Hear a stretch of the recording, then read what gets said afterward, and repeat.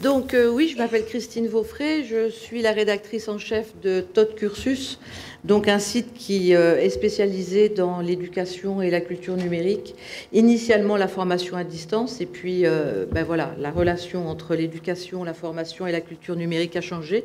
Nous avons changé avec. Voilà, Todt existe depuis 1996. C'est un très vieux site à l'âge ramené à l'échelle d'Internet, mais qui a beaucoup bougé. Moi, j'en suis la rédactrice en chef depuis 5 ans. Je suis dans l'équipe depuis 7 ans. Nous sommes une douzaine de rédacteurs répartis entre l'Europe, le Maghreb, l'Afrique de l'Ouest et bien entendu le Québec, puisque Todt est avant tout une entreprise québécoise. Nous travaillons entièrement à distance. Nous n'avons pas besoin de nous rencontrer, même si nous en avons souvent envie. Mais l'envie et le besoin, ce n'est pas la même chose. Et nous avons environ une dizaine de milliers de visites par jour. Oui, c'est ça, de personnes donc, qui s'intéressent à ces problématiques d'éducation et du numérique. Des enseignants, beaucoup, des formateurs, des documentalistes. Enfin, voilà le cœur de notre lectorat. Nous publions 44 dossiers thématiques par an, 44 éditions hebdomadaires. Nous marquons la pause en été et au moment des fêtes de fin d'année. Donc chaque édition étant composée au minimum d'une douzaine d'articles. Donc une grosse production, tout est indexé, archivé avec des dossiers qui ont une longue durée de vie, qui permet de les retrouver 1, 2, voire 3 ans après leur sortie. Alors ça fait que voilà, j'écris beaucoup, mais comme mon premier métier c'est la formation, à un moment, je me suis sentie un petit peu taraudée par toutes ces nouvelles et cette avalanche de papier qui commençait à arriver sur les MOOC. Et puis, j'ai eu envie d'en faire un. Ça m'a pris comme ça, jour après jour. Je me disais, mais j'ai vraiment envie de faire un MOOC. Alors, j'ai posé la question sur Twitter, qui a envie de faire un MOOC? Et puis, il y a 3 personnes qui ont levé la main et qui ont dit, moi.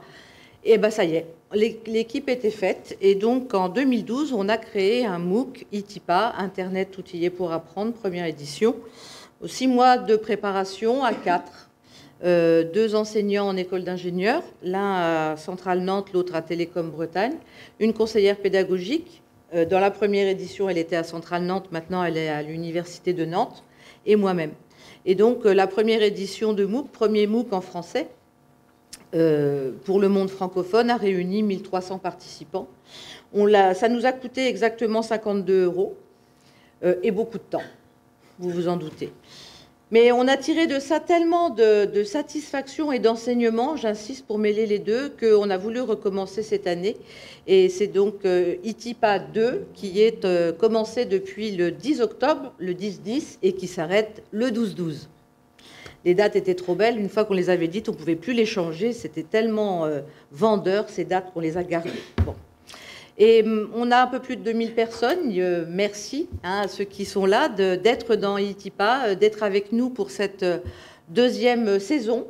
Je précise que le MOOC ITIPA est un MOOC d'expérimentation. Ce n'est absolument pas un format de formation qui a vocation à perdurer de cette façon.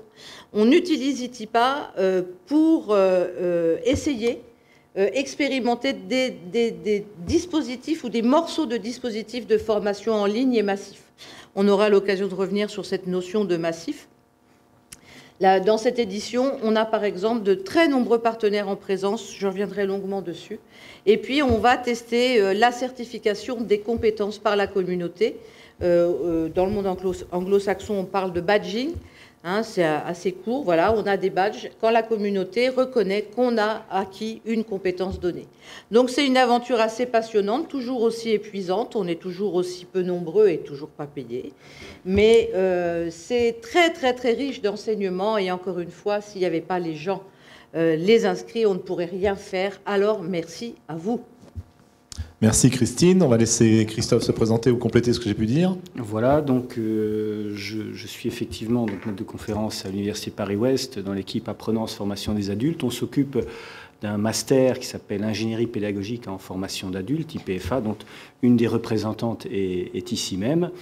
Le lien que nous pouvons avoir avec Kitipa, c'est la demande que j'ai exercée à l'ensemble de mes étudiants de M1 d'intégrer ce MOOC. On va bientôt faire un point sur leur expérience à ce sujet-là.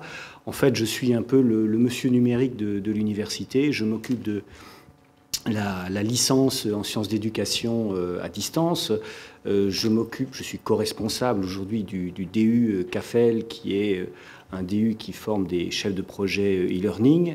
Je suis aussi correspondant numérique pour les ESPE, parce qu'il y a beaucoup de choses qui sont aussi en jeu à ce niveau-là dans les créations de ces nouveaux établissements. Et puis, je vais observer aussi, j'aurai un travail d'observation, de réflexion et de recherche, sans doute, autour des MOOC, mais cette fois-ci pas des MOOC, des 6 MOOC, on verra ça tout à l'heure, mais des MOOC universitaires qui vont se créer à l'université de Paris-Ouest, un en histoire sur la Première Guerre mondiale et l'autre en philosophie. Donc ils vont ouvrir début janvier. En philo, il y a déjà 1300 personnes d'inscrites, et ça n'a pas encore commencé. Donc bilan dans un an, on vous dira ce qu'il en sera advenu. Donc moi, je suis pas dans les MOOC, je suis dans beaucoup de choses, mais je suis pas... Si, j'en parle un petit peu dans un chapitre que j'ai rédigé avec France Henry, qui est directrice scientifique à la Téluc de l'UQAM à Montréal. Et donc, nous avons travaillé sur ces champs-là dans le cadre d'un ouvrage qui est intitulé « Renforcer l'auto-formation » et qui s'intéresse aux aspects sociaux de l'auto-formation en particulier. Et je vais laisser Denis le présenter plus complètement. Je suis Denis Christol, bonjour à toutes et à tous. Alors, moi, je vais me présenter avec les points communs que j'ai avec les deux collègues à la table. Tout d'abord, je fais partie du CNFPT, et le CNFPT a décidé d'être un refuge pour les ITIPiens, hein, donc on aura certainement une explication de ce que c'est que ce refuge. Voilà, ça c'est un premier point commun. Puis un deuxième point commun avec mon voisin immédiat de gauche, c'est que j'ai fait une thèse en sciences de l'éducation à Nanterre, donc c'est à cette occasion qu'on a travaillé sur une équipe, a travaillé sur un ouvrage qu'on a appelé « Renforcer l'auto-formation, aspects sociaux et dimensions pédagogiques », voilà, qui réfléchit sur la part sociale, quelque part, de l'auto-formation. Ah, peut-être ma première question, c'est pour Christine. Qu'est-ce que c'est qu'un MOOC ? Un MOOC, c'est un cours massif ouvert et en ligne. On pourrait même dire cours en ligne, ouvert et massif, comme les Québécois. Ça fait CLOM. Donc on ne l'a pas gardé. On a préféré dire MOOC. Parce que CLOM, codec, enfin tout ça. Donc voilà, c'est un cours massif, ouvert et en ligne. Alors, massif, ça veut dire qu'il peut accueillir autant de personnes que celles qui veulent s'inscrire. C'est plusieurs milliers. Les MOOC universitaires distribués par les grandes universités les plus prestigieuses des États-Unis accueillent facilement plus de 100 000 participants. C'est une ville. Hein. Dans ce cas-là, le MOOC est une ville. Mais il y a des MOOC beaucoup plus confidentiels, des MOOC villages. Mais un petit MOOC, c'est déjà 500, 600 000 personnes. Donc ça n'a plus rien à voir avec les tailles des classes que l'on connaît, non seulement en formation initiale, collège-lycée, mais même à l'université, les grands amphis, dans les facs les plus surchargés, les moins bien dotés, les amphis accueillent 600 personnes. Je sais qu'en première année de médecine à Lyon, il y a quelque chose comme 2000 étudiants inscrits, mais dans 3 amphis différents, avec un prof dans l'amphi du milieu et puis des vidéos de chaque côté. Dans ce cas-là, on se dit que la distance, c'est un peu plus confortable quand même. Mais enfin, bref. Donc voilà, c'est massif. C'est ouvert, c'est-à-dire que ouvert à plusieurs niveaux. D'une part, c'est gratuit, pour le moment. Ça, c'est l'acceptation anglo-saxonne de Open. Donc les MOOC, pour le moment, sont distribués gratuitement. Je dis pour le moment parce qu'il est fort peu probable que ça continue encore très longtemps, vu que ça coûte extrêmement cher à produire. C'est ouvert parce que, donc, qui veut y aller, y va. Il n'y a pas de prérequis, il n'y a pas de conditions, il n'y a pas de barrière à l'entrée en termes de diplôme exigé pour pouvoir y aller. Voilà. Et puis, c'est en ligne parce que tout se passe à distance, du moins jusqu'à maintenant, parce qu'on va voir que c'est déjà en train de changer. Mais les MOOC se présentent comme des cours d'une durée habituelle dans le cadre universitaire, c'est-à-dire entre 10 et 12 semaines pour la plupart. Donc la durée d'un semestre universitaire, oui, à l'université, un semestre, c'est pas 6 mois, c'est 3 mois, enfin bon.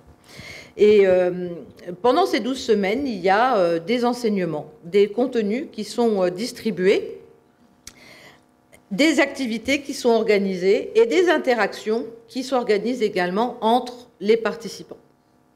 Tout ça sur une plateforme, sur un site internet, qui est soit complètement ouvert, soit avec, il faut quand même un login, un mot de passe, c'est-à-dire s'inscrire au cours pour pouvoir y accéder, c'est tout, c'est la seule barrière.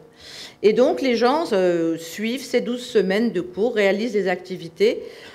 Dans la plupart des cas, en tout cas dans les MOOC distribués par les universités, à la fin, il y a un certificat pour ceux qui auront obtenu le nombre de points exigés aux différentes épreuves. Un certificat qui n'a pas valeur de diplôme, qui ne donne pas droit à des crédits aux fameuses ECTS, les crédits universitaires, pas encore. Vous voyez qu'avec tous mes pas encore, je suis en train de dire que le MOOC n'est pas une forme stabilisée, c'est tout à fait ça. C'est-à-dire que c'est une forme absolument bouillonnante pour le moment. Il y a certains patterns, certains motifs qui commencent à se dégager, mais il y a aussi un certain nombre de certitudes du début qui sont en train de s'effondrer. Très très vite. Je précise que les plateformes de MOOC américaines les plus anciennes ont 2 ans. Donc c'est un produit extrêmement neuf. Les premiers MOOC, canal historique des MOOC, c'est 2008, mais les MOOC universitaires, c'est 2011. Enfin, les grands MOOC universitaires, Harvard, Berkeley, etc. Donc en 2 ans, on a déjà énormément appris sur ce qui fonctionne et ce qui ne fonctionne pas. Donc c'est une forme qui est en perpétuelle évolution. Ce qu'il faut retenir de ça avant tout, c'est le côté massif. Tout le reste peut être discuté. Le côté massif, non. Sinon, ce n'est plus un MOOC. Il y a d'autres formes de cours qui sont en train de réapparaître maintenant, qui se rapprochent davantage de ce qu'on fait en e-learning traditionnel, des petites cohortes de 20, 30, 50 personnes, d'accord, mais le MOOC, c'est avant tout massif. Parmi les patterns, on distingue toujours les CMOOC et les XMOOC. Alors oui, on peut encore dire ça, même si c'est plus pour très longtemps non plus, je pense. Les CMOOC sont des MOOC connectivistes. Qu'est-ce que ça veut dire? Ça veut dire que l'essentiel de l'activité se passe entre apprenants et que le postulat de base, en termes de théorie de l'apprentissage, si je puis dire, c'est que ce sont les gens, au travers de leurs interactions, qui construisent les savoirs et les savoir-faire. Cette construction intervient beaucoup plus dans l'interaction que dans le contenu, qui est là une sorte de prétexte à l'interaction. Alors que dans les XMOOC, les MOOC académiques distribués par les universités, on est sur un schéma ancien, académique, du professeur en chaire qui distribue son savoir. Il est donc filmé en vidéo, séquencé 10, 12, 15 minutes, voire moins maintenant, avec des quiz, des activités minimales à faire à la fin de chaque vidéo pour vérifier que l'étudiant suit, et un examen à la fin. Voilà, donc c'est un schéma extrêmement classique d'enseignement universitaire. Et là, il y a aussi des interactions, mais elles ne sont pas considérées comme porteuses de l'essentiel de l'apprentissage par les concepteurs, bien qu'elles portent énormément en réalité. La dimension sociale du MOOC, bien entendu dans le MOOC connectiviste, mais aussi dans le MOOC académique, est essentielle, fondamentale. Merci. Monsieur Twitag-René. Jacques, vas-y. Oui, moi, à vous entendre, et ça confirme un peu des choses que j'avais lues aussi, il y a une évolution actuelle des MOOC, c'est même pas une évolution comme vous l'avez dit, c'est une ébullition, et à mon avis, il y aura des évolutions. C'est-à-dire les choses vont diverger. Il y a toute une série de MOOC qui vont en fait se rapprocher du e-learning classique, oui. Qui vont devenir payants, qui vont devenir moins massifs, force d'être moins massifs, qui vont être plus connectivistes, plus interactifs et moins didactiques. Ce qui me paraît aussi intéressant, alors bon, c'est très bien, ce qui me paraît plus intéressant à regarder par rapport à l'avenir de la formation, c'est les autres. Je veux dire que derrière les MOOC, il peut y avoir aussi une certaine philosophie de la formation gratuite. La formation gratuite, ça veut dire qu'il faut trouver, pour se financer, d'autres modes de financement que le stagiaire. Alors, par exemple, c'est ceux qui font chasse de tête. C'est ceux qui font vente de fichiers. C'est plein de choses. Et ça me fait penser un peu à ce qui se passe dans les superproductions de cinéma, où finalement la vente de place devient presque secondaire par rapport à tous les gadgets et les bandes son et tout ce qu'on peut vendre autour. Et l'intérêt d'avoir beaucoup de spectateurs, c'est surtout parce que ça garantit une grande popularité du produit et donc une grande vente d'autres choses que le film lui-même. Ça s'inscrit aussi dans une philosophie américaine actuelle anti-diplôme. Donc c'est quelque part contradictoire d'aboutir à des diplômes. Et ceux qui aboutissent à des diplômes vont très vite retomber dans les dispositifs de formation plus ou moins classiques, même en e-learning.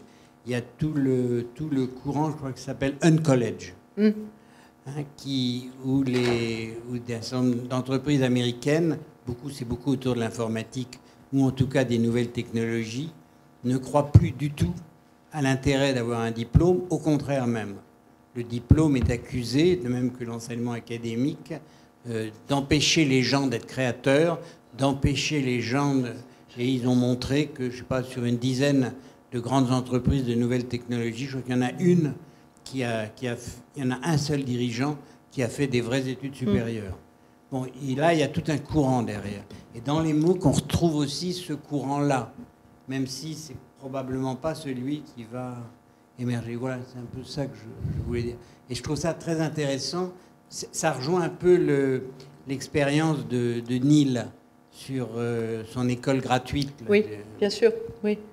Mais c'est vrai que l'informatique s'y prête particulièrement, parce qu'effectivement, lorsque, je crois que c'est, je ne sais plus qui, Google offre $20 000 à celui qui sera passé à travers son logiciel Chrome, puis en plus, il le recrute, le gars. Donc, il s'en fiche de savoir s'il a un diplôme de tel ou tel endroit. Ce n'est pas le sujet. Et c'est vrai que c'est plus évident en informatique que dans d'autres domaines. Sur les diplômes, je vais laisser Christophe prendre la parole. On va se faire une question là-dessus. Une chose, c'est que les MOOC qui ont le plus gros succès sont ceux qui sont distribués par les universités les plus prestigieuses. Hein, il y a quand même ce fait-là qui est incontestable. Le MOOC de Harvard, les MOOC de Harvard, ils font 150 000 personnes. Le MOOC de Christine Vaufré, il fait 1500, quoi. Voilà. Je vais rajouter un mot, Christine. Je vais rajouter un mot. C'est que ce n'est pas simplement le MOOC de Harvard. C'est le MOOC de super professeurs. Oui, en plus. C'est le MOOC de super... Donc, c'est évident que de la manière la plus didactique classique, c'est intéressant de les écouter. Oui, tout à fait. Oui. Mais ça ne s'adresse pas aux professeurs lambda. C'est évident qu'il y a un certain nombre de sommités internationales, mondiales, dans tel ou tel domaine. On les écoute.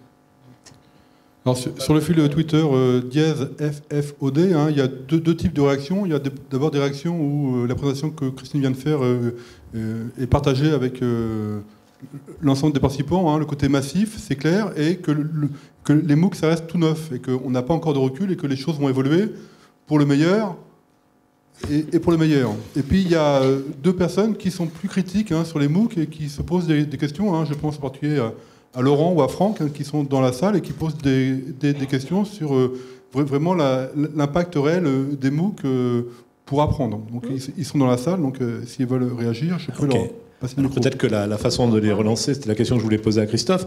Est-ce que les MOOC, c'est la fin du cours magistral ? Alors, à l'université en tout cas. Je commencerai ma réponse par un tweet. Si un petit MOOC, c'est 500 personnes, ça sert à quoi d'être dans un amphi alors ? Donc, tweet de Franck Henry à l'instant. Je voudrais aussi citer le titre d'une interview diffusée par le journal Le Monde le 2 octobre dernier, qui dit comme les abbayes au temps de Gutenberg, décidément on évoque beaucoup Gutenberg aujourd'hui, les universités dans leur forme actuelle vont disparaître, hein, ni plus ni moins. Alors cette affirmation un peu expéditive vient de Gilles Babinet, qui est responsable numérique pour la France à la Commission européenne, et qui dit, je le cite, « Il y a urgence à repenser le lieu du savoir. Et s'il faudra faire en sorte de garder un lieu où les étudiants pourront se retrouver, je ne suis pas sûr du tout qu'il y aura toujours un professeur et des élèves ensemble dans un même lieu. » Là, on voit aussi le déferlement médiatique, hein, dont tout le monde a pu être témoin ces jours derniers. Ici, la fac pour tous sur Internet, je crois qu'à peu près tous les journaux nationaux, tous les médias ont fait un peu leur titre et leur chou gras de ce phénomène, on va dire, qui atteint aujourd'hui, c'est vrai, un certain pic d'excitation. En France, en tout cas. Hein.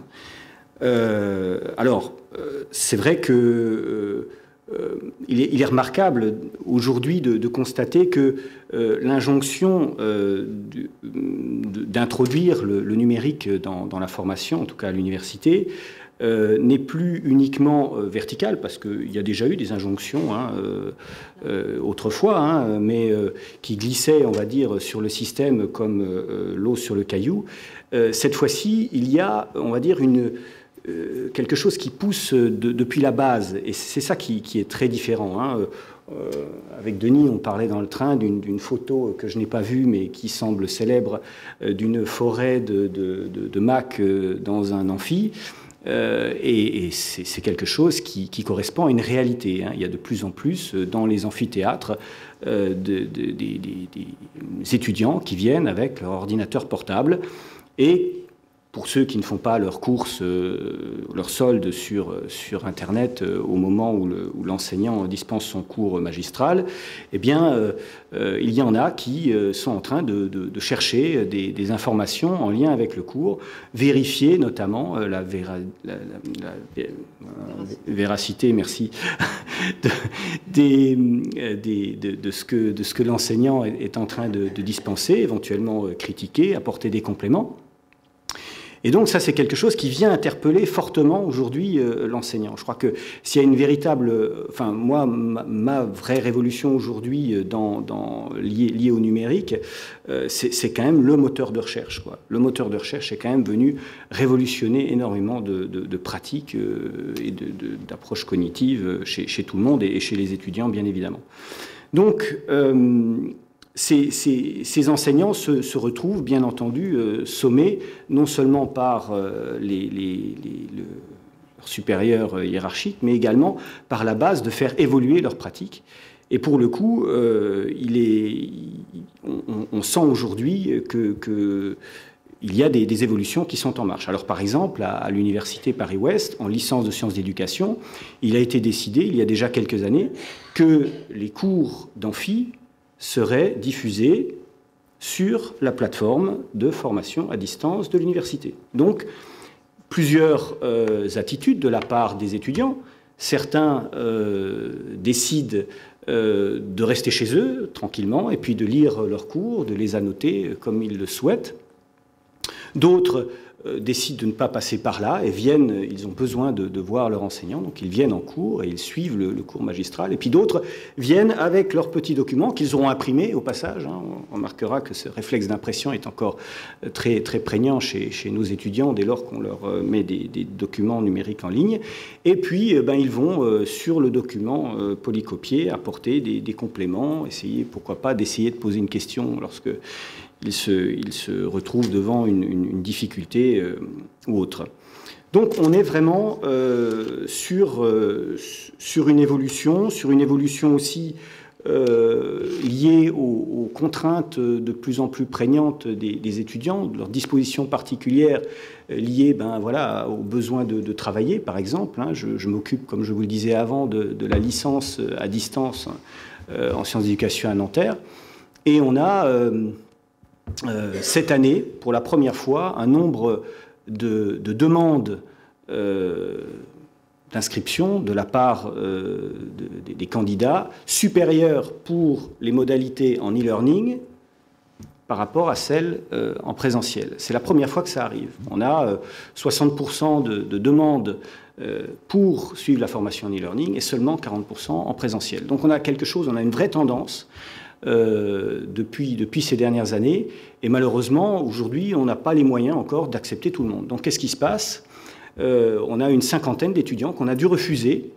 On leur a dit, écoutez, on est désolé, on sait que vous êtes salariés, on sait que vous êtes en demande d'emploi, on sait que vous avez des contraintes familiales, on sait que vous avez envie de flexibilité et que cette flexibilité, elle passe par de la formation à distance, mais on est dans l'incapacité de vous l'offrir. Alors qu'est-ce qu'ils ont fait ? Pourtant, ils habitaient en proximité géographique de l'université. Eh bien, ils sont partis sur des licences en ligne à Lyon ou ailleurs. Donc, aujourd'hui, se produit un phénomène un peu particulier que l'environnement, enfin la proximité géographique du lieu où on pourrait faire ces études n'est pas un élément de choix. C'est quelque chose qui interpelle là aussi les enseignants, qui les interpelle au niveau du territoire national, bien sûr, mais qui les interpelle aussi au niveau international. Les étudiants africains aujourd'hui, il y a encore quelques années, ils étaient obligés d'émigrer dans des pays comme la France pour envisager de faire les études qu'ils souhaitaient mener dans certains domaines qu'ils ne trouvaient pas dans leur pays. Eh bien aujourd'hui, ils peuvent envisager de suivre les formations à distance. Et si en France on ne propose rien, si dans certaines universités on ne propose rien, eh bien ils iront s'expatrier ailleurs. C'est ce qu'on a observé dans certaines universités américaines qui n'ont pas pris vraiment ce virage du numérique, et leurs étudiants se sont retrouvés dans les formations en ligne de Harvard, de Yale, d'universités prestigieuses, où ils ont obtenu ce qu'ils étaient venus chercher, à savoir une formation de leur point de vue performante, sanctionnée par un diplôme d'université prestigieuse. Donc voilà un petit peu les éléments qui pourraient faire penser que, oui, effectivement, le cours en amphi, il risque bien tôt ou tard de disparaître, mais à quelle échéance, ça on ne sait pas. Parce que bien sûr, on peut envisager des résistances. Alors des résistances de la part des enseignants, de la part des étudiants eux-mêmes. Alors résistance de la part des enseignants. Aujourd'hui, mettre son cours en ligne, et d'autant plus dans un MOOC, quelque part, c'est pas un réflexe évident chez un professeur d'université, chez un maître de conférence. C'est quelque part se dénuder un peu, quelque part, parce que son savoir, ses recherches, c'est quelque part aussi son pouvoir, de certaines formes de pouvoir dont on se dessaisit. Et puis aussi, c'est prêter éventuellement le flanc à la comparaison, à la critique, puisque voilà, ces productions seront mises à la disposition, au vu et au su de tous. Donc, il y a des résistances, bien entendu, de la part de nombreux universitaires, dès lors qu'on leur demande de passer, ou qu'on leur demanderait, on va dire, de mettre leurs cours à la disposition de tous en ligne. Donc là, malgré ce que je viens de dire à l'instant, il y a quand même encore du chemin à parcourir de leur côté. Il y en a aussi, sans doute, de la part des étudiants, parce que ces environnements numériques ne sont pas forcément à la portée de tous. Je pense qu'on en reparlera encore ici. Tous n'ont pas les capacités d'autodirection, d'auto-organisation.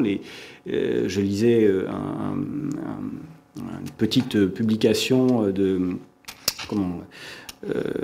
c'était Isabelle Quentin, qui a fait une petite revue de littérature sur les publications américaines concernant les MOOC, et qui disait, voilà, les personnes qui réussissent dans les MOOC sont des personnes qui ont un haut niveau d'analyse critique et qui n'ont pas peur, qui ne sont pas réfractaires ou du risque et au changement. Eh bien, aujourd'hui, je peux vous dire que parmi les étudiants que je côtoie, par exemple, en licence, il n'y en a pas beaucoup qui correspondent encore au profil.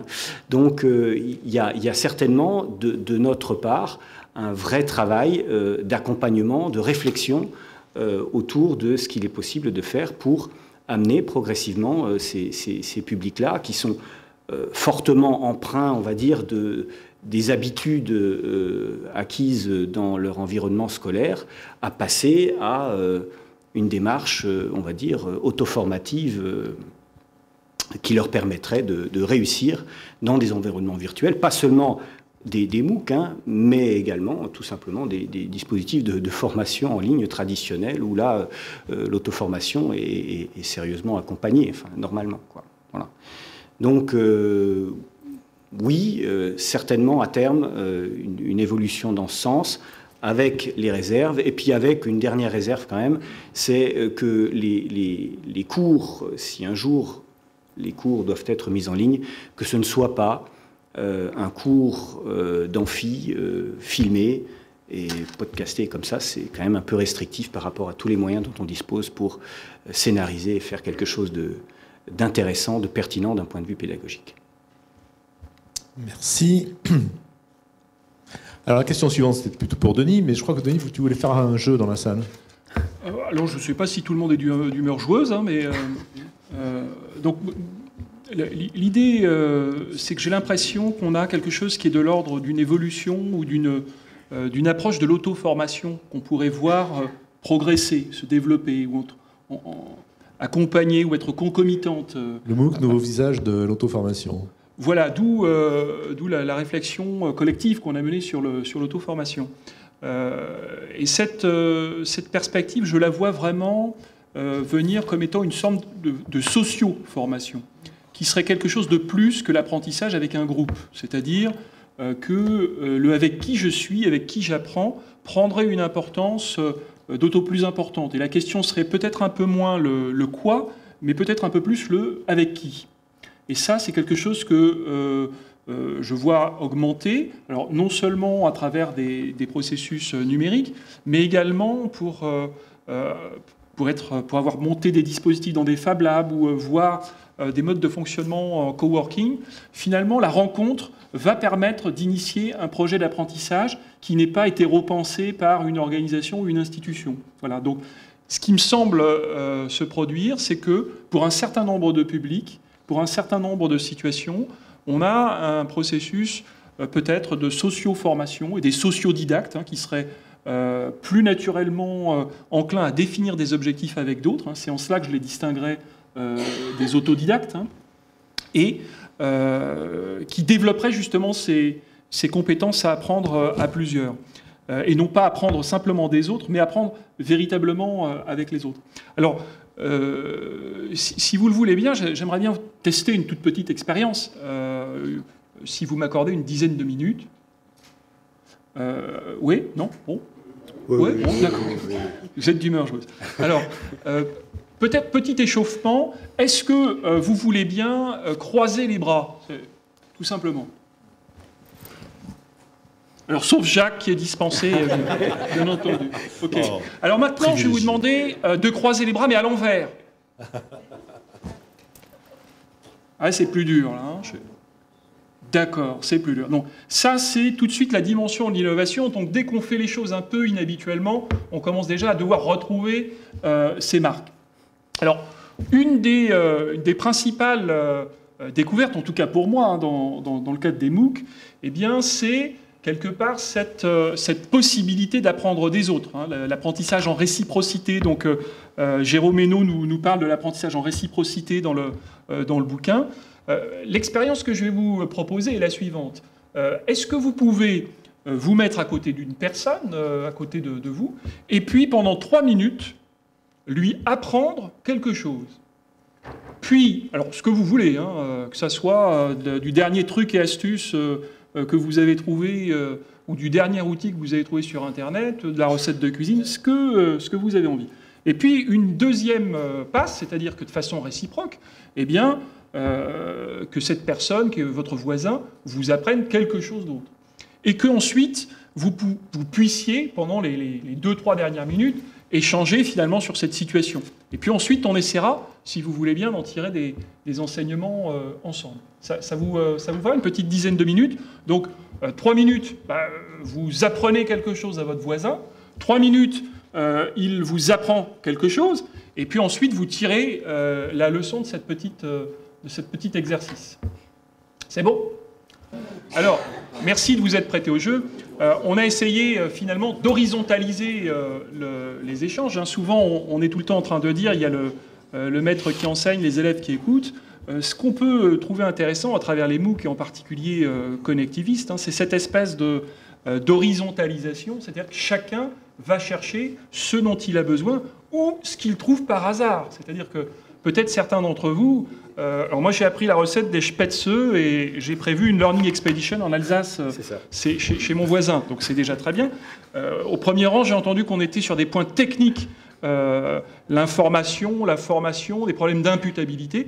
J'imagine que chacun a trouvé matière, réflexion, échange.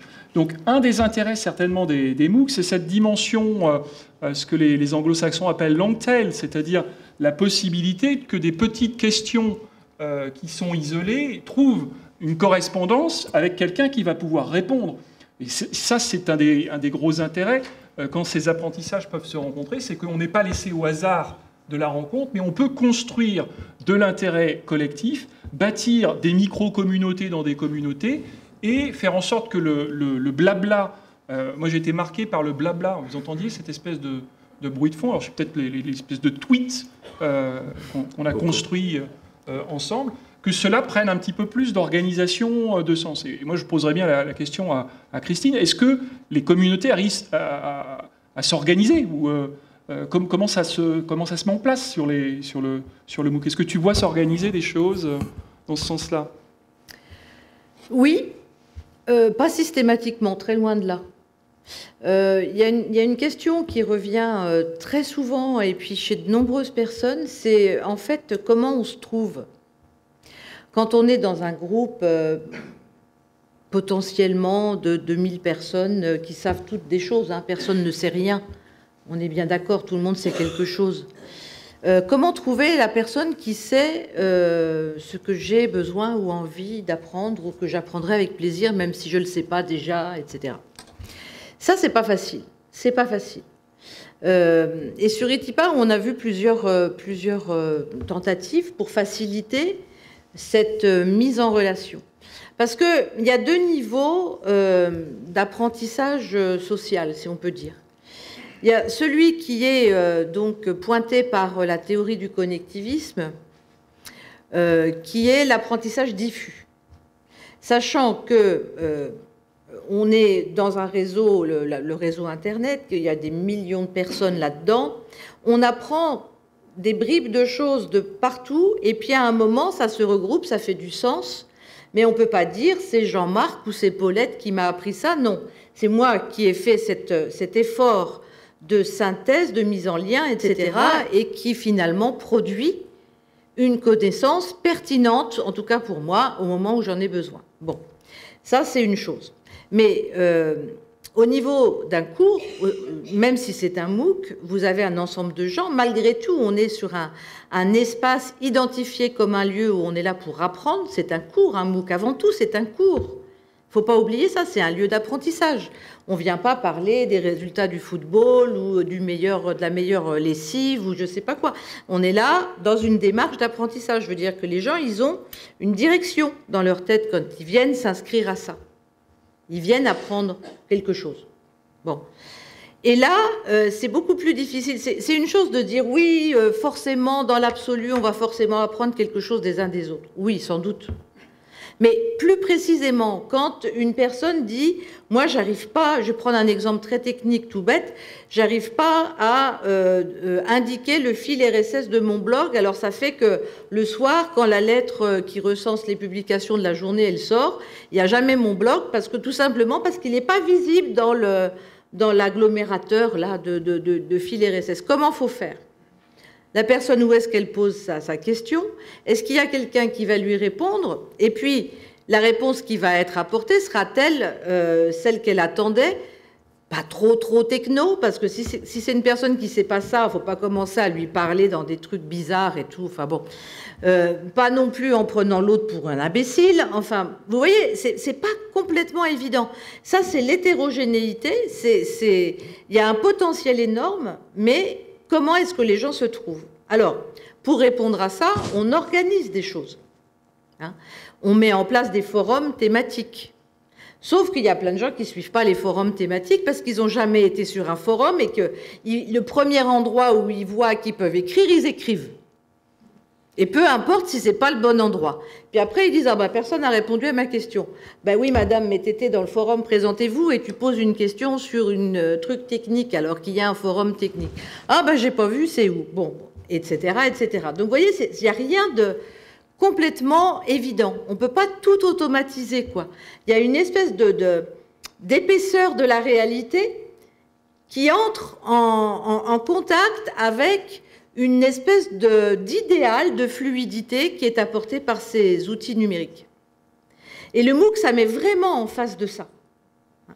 Et quand les gens s'expriment encore, parce qu'il y en a plein qui n'osent même pas dire qu'ils ne savent pas, ou que c'est compliqué, ou qu'ils aimeraient bien avoir un coup de main. Et ça, c'est ce qu'on voit tous les jours. Je veux dire, c'est pas propre évidemment que c'est pas propre au numérique, enfin, au contraire. Je dirais même, on connaît ça depuis très longtemps. Et là, le réflexe, c'est de se dire, ah oui, on le voit aussi là. Ah, mais c'est des choses qu'on connaît très bien. Hein, quand on dit, mais pourquoi tu m'as pas demandé? Tu es resté 15 jours avec ta question comme ça, tu t'es mordu les doigts et pourquoi tu m'as pas demandé? Moi, j'avais peur de passer pour une andouille, t'as vraiment pas le temps, tu bosses trop, etc. Je t'ai pas rencontré, etc. Il y a 36 000 raisons. Et en ligne, c'est la même chose. Donc, il n'y a pas du tout, et ça, j'insiste vraiment là-dessus, il n'y a pas d'effet magique de l'environnement numérique. Hein.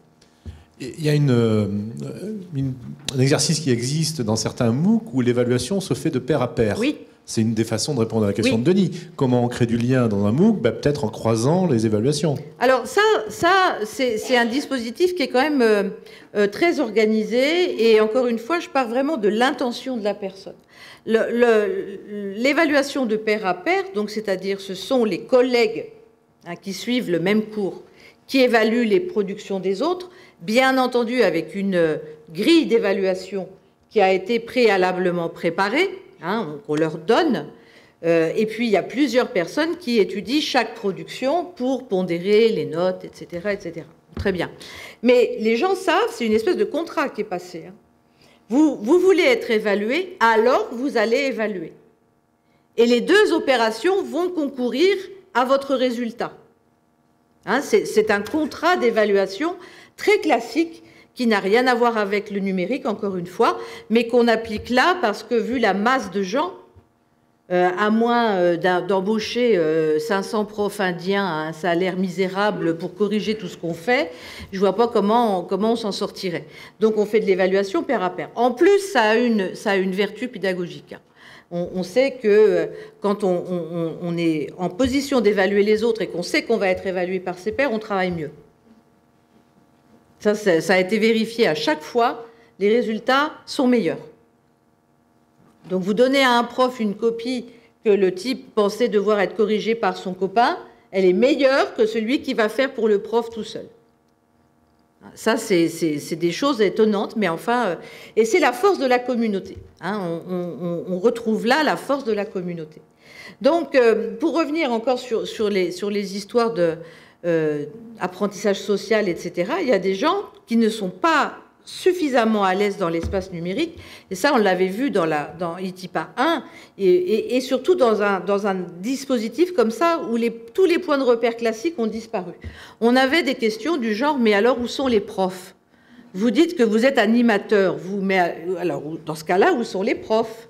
Et puis, ça, vous nous dites de faire ça, c'est un devoir, ça? Il va y avoir une note?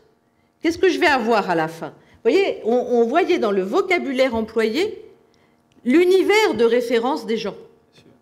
Alors, nous, on passait notre vie à dire, mais non, mais on est prof aussi, mais là, vous ne nous considérez pas comme des profs, on dit animateurs, donc vous ne nous posez pas de questions sur le contenu. Puis non, il n'y a pas de notes, mais c'est important quand même. Et puis les gens nous disaient, mais qu'est-ce que vous racontez? Vous êtes complètement perchés là-dedans, et puis ils partaient.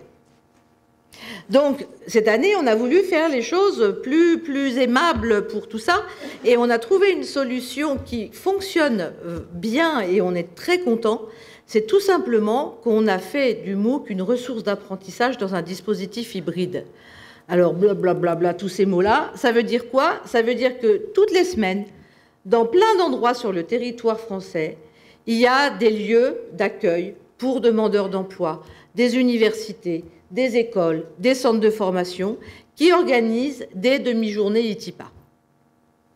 Et les apprenants, soit de l'organisation, Denis va en dire un petit peu plus sur ce qu'a fait le CNFTP, soit de l'organisation même, des étudiants, des salariés, etc., soit des personnes de l'extérieur, viennent et discutent de leurs apprentissages, reprennent le thème de la semaine, regardent la vidéo de l'intervenant du jeudi soir, etc., etc., etc. Ça maintient la motivation, parce qu'être tout seul devant ça, c'est moyen sympa, quoi. On avait vu, enfin, tous ceux qui ont suivi des cours en ligne le savent, hein, qu'à un moment, retrouver des copains qui suivent le même cours, c'est un soulagement énorme. Donc, on avait vu ça dans ITIPA, on a dit, ben, on va le systématiser. Et ça a été un succès terrible. Il y a maintenant plus de 50 endroits en France où on peut faire ça, mais c'est totalement spontané. Et on s'est rendu compte aussi qu'il y avait d'autres endroits qui utilisaient le MOOC comme une ressource d'apprentissage, mais avec des gens qui sont des vrais gens, quoi, hein, dans des salles et tout ça, et qui ne nous l'avaient même pas dit. C'est-à-dire que le MOOC est devenu une ressource banale. Et ça nous a fait un plaisir immense. De pouvoir être utilisé comme ça, approprié, hein, on sait bien qu'on sait faire quelque chose quand on se l'est approprié. Et pour se l'approprier, il faut généralement le transformer. Ça, c'est à la base de la compétence. Hein. Eh bien, le MOOC qui est approprié, transformé, intégré à un dispositif, là je dis, il a gagné son pari. Il est devenu une ressource d'apprentissage. Pas comme on le pensait au départ. C'est-à-dire, c'est pas dans le groupe, là, tous ces gens qui bouillonnent ensemble et puis qui tout d'un coup deviennent très forts et tout. On a eu un groupe comme ça l'an dernier, mais cette année, on n'en a pas. Bon, ben voilà. Mais il est employé autrement. Et c'est ça qui est assez encore fascinant dans cette époque de défrichage, c'est qu'on ne sait pas comment ça va tourner, comment ça va être utilisé. Mais comme on n'a pas d'enjeu, ni en termes de certification, ni rien, on laisse faire, quoi. Et ça, c'est vraiment très, très satisfaisant. Bon, j'arrête parce que... Denis, il faut que tu nous racontes ce que vous avez fait au CNFPT. Alors, au CNFPT, donc, on essaye effectivement de développer une culture de l'apprentissage. On essaye aussi de diversifier les apprentissages. On parle plutôt de diversification que d'innovation. Hein. C'est plus modeste. On ne réinvente pas en permanence. Hein. Je parlais avec Jacques et je lui disais les apprentissages réciproques. Quand je suis arrivé au CESI il y a quelques temps, maintenant je commence à vieillir, il y a quelques temps, il y avait un stage qui s'appelait « Se former en entreprise ». Et c'était des groupes de demandeurs d'emploi qui s'échangeaient des compétences, ce qui avait pour vocation de les rehausser, c'est-à-dire qu'ils savaient des choses et ils pouvaient les transmettre à d'autres et ils pouvaient les recevoir. Et tout le cours était comme ça. Et ça, c'était déjà il y a très longtemps. Donc, maintenant, on le fait sur du numérique. Donc, c'était juste la parenthèse que, quelque part, on reprend toujours des idées. Et là, on va l'utiliser, la force du numérique, et organiser et fluidifier les relations de façon à ce que les groupes d'intérêt se composent mieux. Hein, c'était l'idée de socio-formation dont je parlais. Donc, le CNFPT a décidé d'utiliser, quelque part, ou d'instrumentaliser, ou de s'appuyer sur le processus qui est proposé pour favoriser le développement de compétences numériques chez nos conseillers formation, mais également chez une communauté de responsables de formation. Hein. Depuis 3-4 ans, le CNFPT anime des communautés professionnelles. Donc on a une communauté de secrétaires de mairie, donc on a plus de 6000 secrétaires de mairie pour lesquels il y a une plateforme où elles s'échangent des informations mutuellement, il y a une foire aux questions, et on a un juriste qui envoie toutes les semaines le CEMACTU, qui est l'info juridique qui va faire foi au sein de cette communauté. Donc, on a cette communauté. On en a une autre de responsables de formation. Hein, on a près de 5000 responsables de formation qui, là aussi, échangent de l'information juridique, technique, etc. Donc, on n'a pas de vidéo, on ne se prétend pas des MOOC, on est simplement des plateformes d'information. Et donc, pour aller plus loin au niveau de ces collectivités, eh bien, on a diffusé assez largement le process ITIPA en disant utilisez ces ressources, ces espaces, cet environnement qui est constitué quand même de professionnels, d'experts, de gens de bon niveau. Et certains membres du CNFPT sont ce qu'on appelait nous en interne des anges gardiens, c'est-à-dire des personnes qui sont destinés à faciliter, à favoriser l'aiguillage vers les ressources, répondre à des questions, être un peu en vigilance par les autres. Alors ces anges gardiens-là sont volontaires, et les gens qui viennent, qui s'inscrivent, sont volontaires. C'est-à-dire que c'est uniquement sur la base du volontariat qu'on essaye de faire en sorte que ces processus d'apprentissage émergent et que les personnes se dotent de projets collectifs pour leur collectivité territoriale, s'ils sont extérieurs au CNFPT, ou pour leur direction régionale. Typiquement, alors demain et après-demain, je ne pourrai pas être avec vous, je le regrette fortement, mais je serai avec une communauté du CNFPT, une centaine de participants, où justement on a inscrit un certain nombre de participants. Alors ils se sont inscrits tout seuls, ITIPA, pour se faciliter dans la découverte de leur environnement personnel d'apprentissage et d'information, et qu'ils puissent être des relais en direction des collectivités territoriales. Je rappelle que mon périmètre de travail en tant que directeur de l'ingénierie et des dispositifs de formation, c'est de servir plus de 60 000 collectivités et 1 800 000 fonctionnaires publics territoriaux, ce qui est tout à fait colossal. Donc la façon de pouvoir trouver des nouvelles modalités, eh bien, c'est d'aller dans cette direction-là. Voilà un petit peu la façon dont on utilise le dispositif. Et c'est pour ça qu'on utilise le mot de refuge, qui était proposé par ITIPA, qui est un lieu, finalement, où il y a du présentiel qui s'organise. Mais ce que je trouve intéressant, c'est qu'avant, on organisait les choses un petit peu différemment. C'est-à-dire qu'on pensait le dispositif en disant on va avoir du présentiel, on va vous expliquer ce qui va se passer, et puis après on se reverra, on tirera profit de l'apprentissage. Et là, on se jette dans le bain, on voit, et puis on se dit, tiens, il peut y avoir à un moment donné une île où s'arrêter, où se poser, un refuge où se mettre, et puis poursuivre un petit peu ces échanges. Et c'est dans ce sens que la dimension sociale est indispensable, très importante, et c'est un travail de construction de liens, de communauté. Il y a la connexion, mais il y a aussi la socialité, c'est les deux relations qui sont à construire. Et donc, ça s'inscrit dans une politique plus globale en ce qui nous concerne, eh bien, de développement des compétences des conseillers formation et de toutes les collectivités avec lesquelles on travaille et qui veulent jouer le jeu. Il faut qu'on avance un petit peu. La plupart des MOOC se financent sur la vente de la certification aujourd'hui. Est-ce qu'on peut dire 2 mots de l'évaluation dans un MOOC ? C'est encore moi ? Non. Bon, je peux prendre la parole là-dessus. C'est vrai que c'est un problème, on va dire, récurrent, que tout le monde se pose aujourd'hui.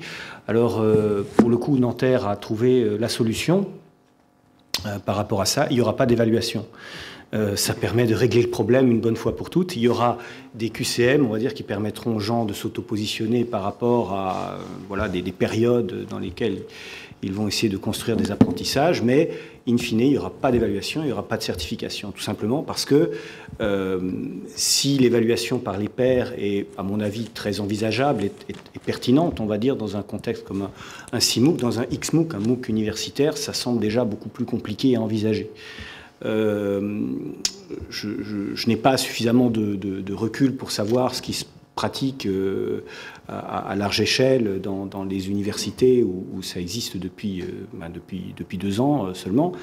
Mais quoi qu'il en soit, je pense que dans le cadre d'une évaluation certificative, il est évident que de disposer d'une grille critériée avec des indicateurs bien définis correspondant à chaque critère est déjà un préalable indispensable. Ensuite,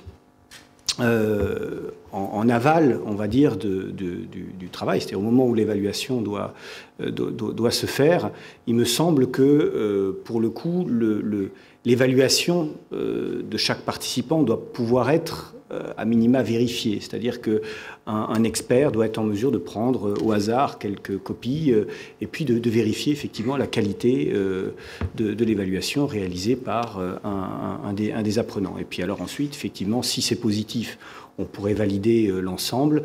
Si ça ne fonctionne pas, à ce moment-là, il faudrait essayer de trouver une solution pour pallier cette difficulté. Donc voilà, moi je ne suis pas très à l'aise avec cet aspect-là, mais il est bien évident que c'est un aspect à à envisager. Hier soir, on discutait avec Philippe Carré d'un MOOC, ingénierie pédagogique en formation d'adultes. Il était tout à fait excité par la chose. Et quand il a commencé à appréhender la question de l'évaluation, tout d'un coup, son enthousiasme est redescendu brutalement. Donc, vous voyez, on est encore en pleine réflexion. Et je crois que peut-être un peu plus tard, on aura...